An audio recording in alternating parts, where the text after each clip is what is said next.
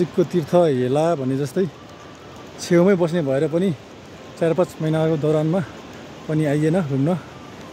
यो हाम्रो कोदारी स्कुलको छेउमै रहेको हेलिप्याड भ्यू पोइन्ट हो। त्यो पारी चाइना तिब्बतको झरना। 4 महिनापछि भ्यू पोइन्ट जाने भन्दा आज बल्ल मौका जुरेर हामी दुई भाइ भएर भ्यू पोइन्टमा जाँदै गरेको अवस्था। पछाडि मिसर आउनुभयो।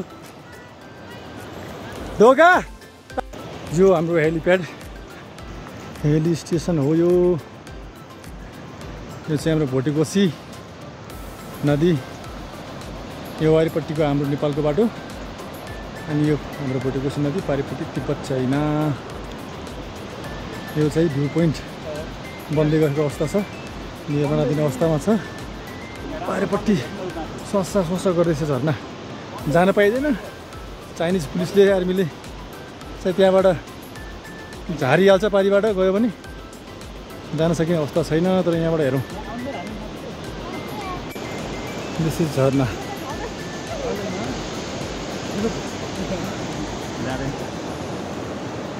होली खेल्दै रिपोर्ट आयो। सबै सर्भिसहरू आउनुभयो।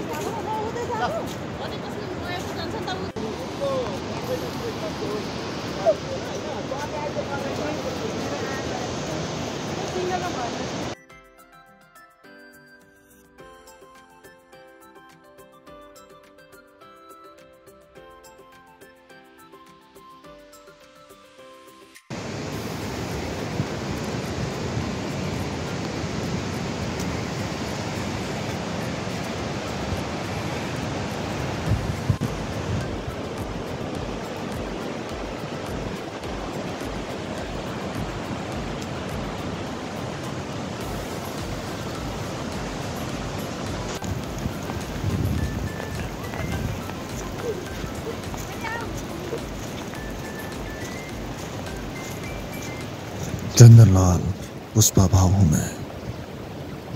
छोटो शुभकामना मन्तव्य राखिसक्नु भएको छ। अब भने म कार्यक्रमलाई अगाडि बढाउने क्रममा हामीले शुभकामना मन्तव्य धेरै अतिथिज्यूहरूको यहाँ समावेश गर्न सकेनौँ।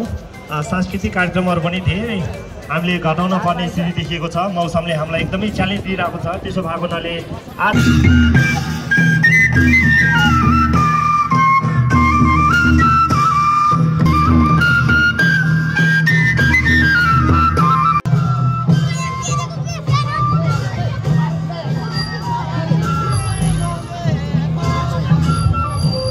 तपाईहरुको माझमा अहिले भइरहेको यो नेवार समुदायको मारुनी डान्स रहेकोले म यहाँहरुलाई जानकारी गराउन चाहन्छु।